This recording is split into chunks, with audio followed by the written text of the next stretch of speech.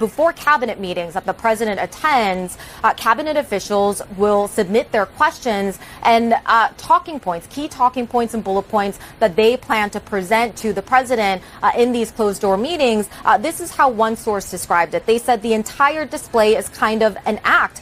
They would come and say, hey, the president is going to call on you about 25 minutes in and ask this question: what are the bullet points that you'll respond with? As if the bad news cycle wasn't bad enough for Joe Biden, CNN got an exclusive on something else that is frankly terrifying. Take a look. According to two sources, before cabinet meetings that the president attends, cabinet officials will submit their questions and key talking points and bullet points that they plan to present to the president in these closed door meetings. This is how one source described it. They said the entire display is kind of an act. They would come and say, hey, the president is going to call on you about 25 minutes in and ask this question: what are the bullet points that you'll respond with? Now, the White House's defense has been that that is standard practice for any administration. They said in a setting like this, you never want the president to be not aware of what is going to be discussed. They want to also just be mindful of the president's time. But we also spoke with sources from the Obama years who said in the cabinet meetings for former President Barack Obama, those were never this meticulously scripted. Meticulously scripted. Add to that story the fact that we've learned that the last cabinet meeting was 9 months ago. And even then, those cabinet meetings are, as you just heard, meticulously scripted. This is not a functioning White House, Elaine. You know, it's interesting that everybody's discussing about whether President Biden is capable of being on the ticket and running for office, winning election, and providing 4 more years. Shouldn't the real question be whether he's capable of carrying out the job today? Well, I think what it shows is he hasn't been meeting with his cabinet on a regular basis over the last almost 4 years. I've read reports that President Trump had weekly meetings with his cabinets, secretary cabinets, and it begs the question: who has been running the country? Who is making the decisions? Who is deciding on our foreign policy, on our domestic policy, on our economic policy? If Biden is not making these decisions and these are so scripted, who's writing the script is the biggest question I would ask. Yeah, that's a really good question. And frankly, deserves some congressional oversight, in my opinion, as we've been discussing, what's Congress do in a situation like this? Maybe they should start having hearings, Elaine, to say, so how's the White House functioning right now? I mean, that is oversight of the executive branch. It is part of their job. Maybe they could get to the bottom of who's actually making decisions and who's deciding to script these cabinet meetings. Is that appropriate? Absolutely. And back to the media's responsibility. I mean, these are all things that the media could have questioned about. I mean, they look at the schedule every single day of the president and the vice president. We know when they're having lunch together. Why don't we know when they're having cabinet meetings, discuss the world events and the country's events and what's happening in the country and how they're going to solve the big problems for the American people? Again, the media, it was just not doing its job. And they shouldn't be congratulated for suddenly standing up and saying, oh my gosh, I mean, we can't have this happen and he must step down. They've known it all along. All along they've known it. And the cabinet secretaries, if they haven't met with their president in 9 months, what are they doing? I mean, who are they reporting to? It's just a rudderless ship.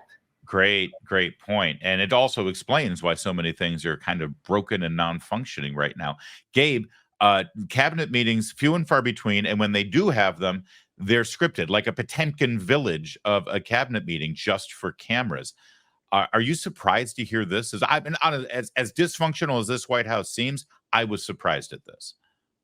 I actually was not as much surprised at that, particularly because there has been reporting in the past of prior administrations with cabinet meetings being scripted. Obama's transportation secretary in 2015, Ray LaHood, he had said actually that something along the lines of, I think the quote was, he said, cabinet meetings are all for show, prior to him resigning eventually. But I will say, I don't know if that was a widespread phenomenon in the Obama administration. And it's interesting, CNN said they spoke to sources in the Obama administration.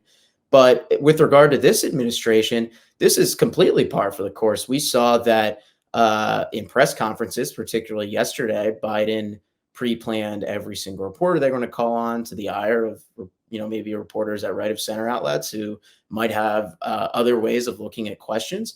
Or we even look at what happened with the controversy, I believe it was last week in Philadelphia, where the White House fed questions to a radio host in Philadelphia.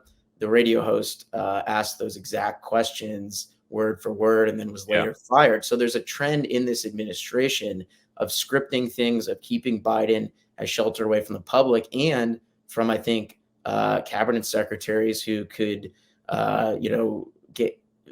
begin to have some interpretations of exactly how much this commander in chief can lead. Yeah, and by the way, it should be noted that even with that Philadelphia radio interview, that the questions had been scripted and pre-approved, President Biden still messed up the answer to one of the questions. But Alec, I remember Trump cabinet meetings. Sometimes they would have the cameras rolling for the first 15, 20 minutes of these things, and we'd see it live. They were pretty freewheeling affairs. Yeah, very freewheeling, like you said. They would have cameras in there, and then they'd kick the press out and get down to real business. I think these scripted cabinet meetings are just par for the course, like Gabe said, for the Biden administration. I mean, he said that he was going to have weekly or monthly lunches with Kamala, his vice president. They've had like 5 total during the entire presidency. Democrats really want to like save democracy. That's like their really terrible tagline. His administration is not a democracy. The Biden family and the Biden White House works like an oligarchy. The Dem Party works like an oligarchy. Their own party rules favor an oligarchical structure with their super delegates and the way that they structure their convention, so that there can really be only one winner, and it's whoever the Democrat establishment chooses. I mean, we have. Yeah. Sorry, Alec. Elaine raised the question, it begs it. Who's really running things? We had CNN also say that there's reason to believe that Barack Obama is pulling the strings from behind the scenes. Barack Obama still lives in Washington, D.C. He said he was going to stay here because his daughter was graduating high school. That was years ago. He's still here. Is it too far-fetched to think that this is really, I mean, it's been said out loud many times. Alec, we'll start with you. Is this really the Obama third term? Is he or his close cabal really managing things right now? I don't know if it's really the Obama cabal or if it's just a bunch of really young staffers that have been like staunch Democrats their whole life. And maybe they worked in the Obama administration, maybe they didn't. But it's really these 26-year-olds who have their own personal agenda running the nation. Oh, because Lord help us. they're putting out all sorts of different it really seems that the left hand doesn't know what the right hand is doing, and all of these different cabinet positions, all these different White House and executive departments are doing whatever they want to fulfill whatever progressive agenda they personally have. Oh God. Gabe, help me out. Make me feel a little bit better from what Alec just said. Please tell me we got something better than 28-year-old, 26-year-old staffers who were doing all the work.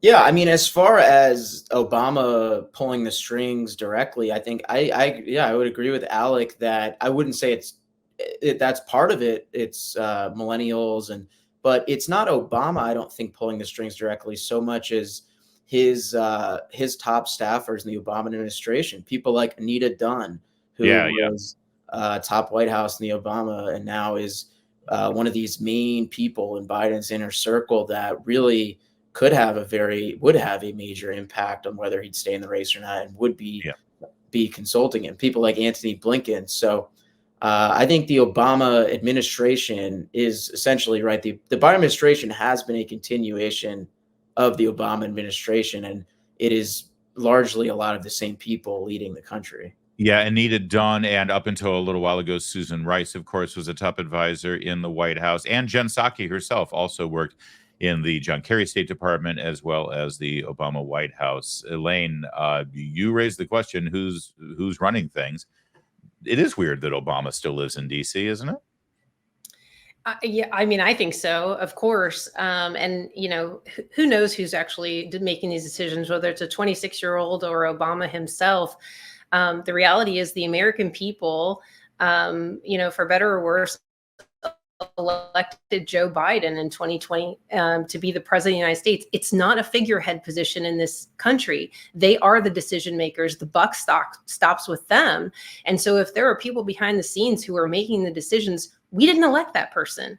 You know, the American people didn't elect that person, and they shouldn't be making the decisions. And if there's somebody in the position that can't make the decisions, then we have to take a step back and elect somebody who can make those decisions and will make them very decisively and run the government for us and govern. And by the way, maybe make better decisions, which would be nice as well, because whatever's going on right now ain't working much.